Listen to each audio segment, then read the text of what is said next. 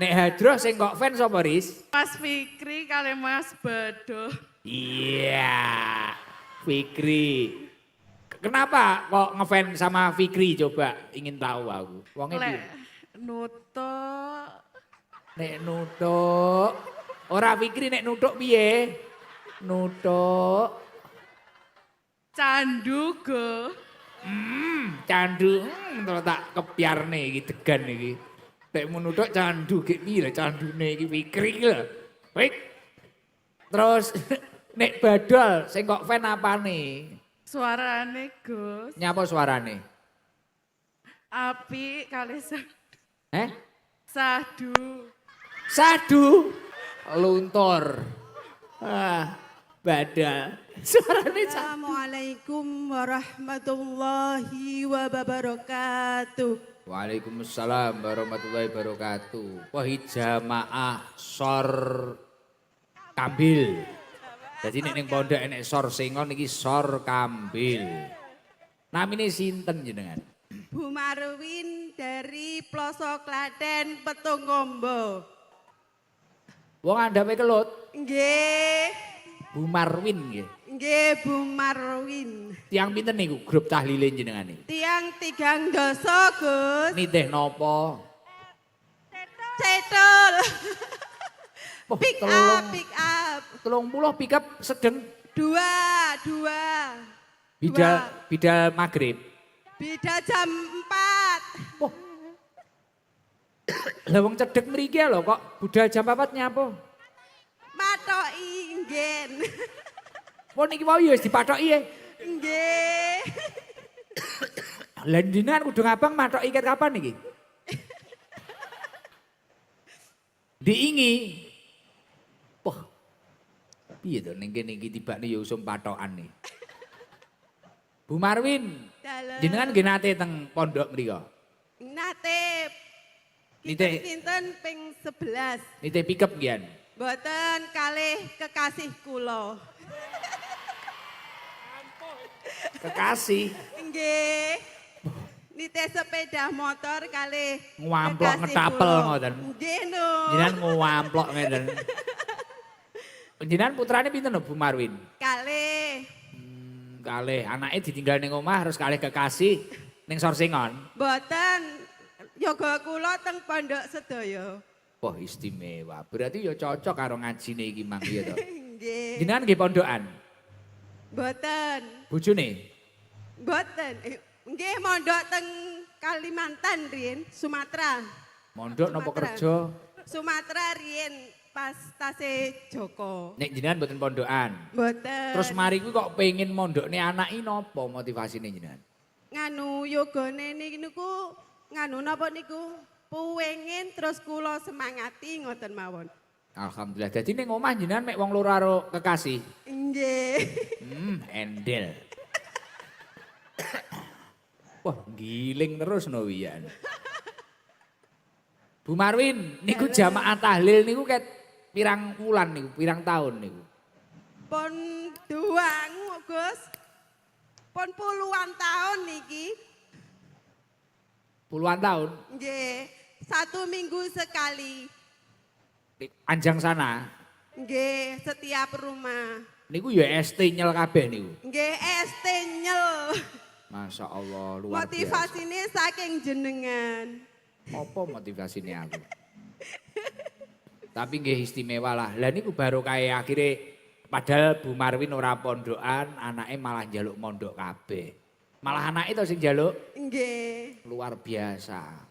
Ya Allah, ket usia pinten anake jenengan mondok niku? Ket SD, sedaya ket SD, lulus SD nganu napa niku nedhi pondok sedaya. Kok ya bejo men. Nggih. Lah niki wau alumni mriki nggih kathah sing bareng mondok wau dicethukne Gus Huda kalih kula. Anake mondok enten sing teng Ploso, enten sing teng Lirboyo, masyaallah luar biasa. Karena wis kadung kena ngilmu malah demen neh. Pengen tantuk. Ngoten. Kula riyen cara ning omah abah kula mboten gerah ngoten ya jek kruwasan ning pondok. Krana ae dhewe iki tambah ngerti ngono tambah ngrasa goblok ora kok tambah ngrasa pinter. Wong ngaji ngoten niku. Malah pengen roh neh. Alhamdulillah, Masya Allah. Mugi-mugi putrane jenengan hasil Bu Marwin. Nggih. Jenengan sakniki kula kan anu kontak nek kon tahlil iku suwen. Jamaah tahlil. Badhe matur. Mboten parang. Napa? Iya piye. Nganu berkahnipun kula tumut ST kaping 11 niku yoga kula sakniki dapat nganu napa niku sakniki diangkat dados guru. Tuh, teng pondoke. Nggih. Lah cek cilik kok wis dadi guru to? Nganu napa niku? Umur piro putrane jenengan? Sing bajeng Gus 11 tahun opunan. Mondok pun 11 tahun yoga Wah kula. ning pondoke wis 11 tahun. Nggih. Wah tak kira umure 11. Mboten. Terus akhirnya diangkat jadi guru. Nggih. Pengurus. Nggih. Mulang. Nggih mucal ngoten. Niku berkahe ngaji ning ST. Nggih. Lah niku ngajine jenengan istiqomah sampai ping 40 ngono piye entuk ninge wingko. Nggih. Lanang napa wedok? Panjonggane panjenengan. Yugane jenengan lanang apa wedok? Jaler. Wah wingko iso dadi Gus wingko. Pandongane panjenengan, Gus. Amin. Amin. Nggih Bu. Ampun, Gus. Mugi-mugi istiqomah Bu jenengan. Nek Nggih. Yasin tahlil niku lho.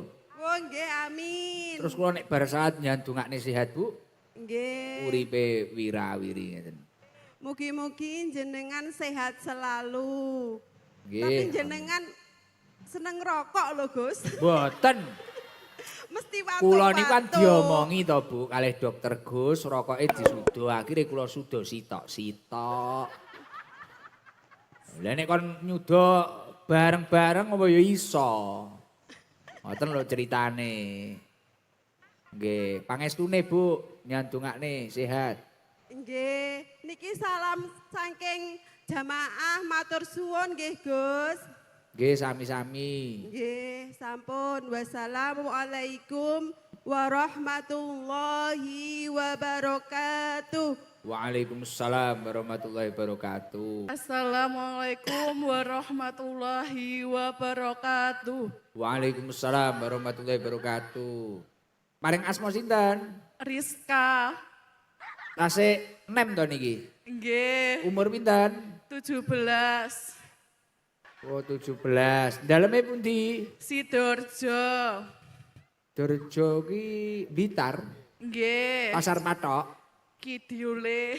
Kalih sinten Mbak Rizka? Kalih rencange. Tiang pinten? 3. Jenengan berarti tasik sekolah. Nggih, 17 sih SMA ya. nggih. Sekolahnya teng pundi? Teng SMK Kartanegara Wates. Oh Kartanegara Wates ya cedek mriki nggih.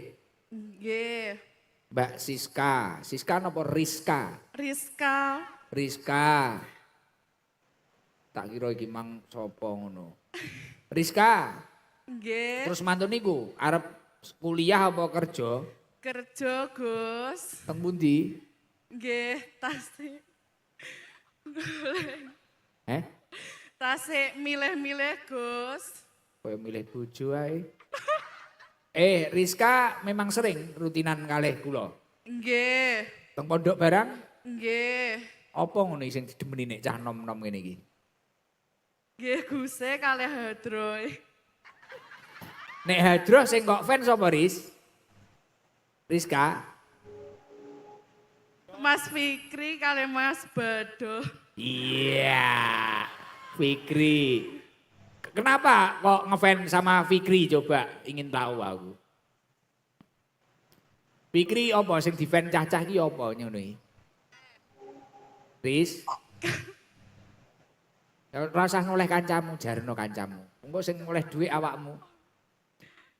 Mas Napa Fikri kok niku? wonge piye? Nutuk. Nek nutuk. Ora Fikri nek nutuk piye? Nutuk. Candu, go. Candu. Kalau tak kepiarne iki degan iki. Nek menutuk candu ki piye candune iki Fikri iki lho. Baik. Terus nek badal sing kok fan apane? Suarane, Gus. Nyapa suarane? Api kalih Eh? sadu. Sadu. Luntur. Badal. Suarane sadu. Wis tapi ya wong irna-irna ya. Fikri nek nuthuk candu. Mentera dituthuk Fikri ya aku. Fik aku mulih tuthuken Fik. Nek nuthuk candu pe aku malih budrek aku ya. Rizka, mangkan aku takok, sapa iki sing iso kata-kata sampean ngacung. Apa pesen-pesene apa kata-kata untuk Baitul Hikmah apa kata-katanya? Apa gekno pantun apa puisi apa-apa ngono lho.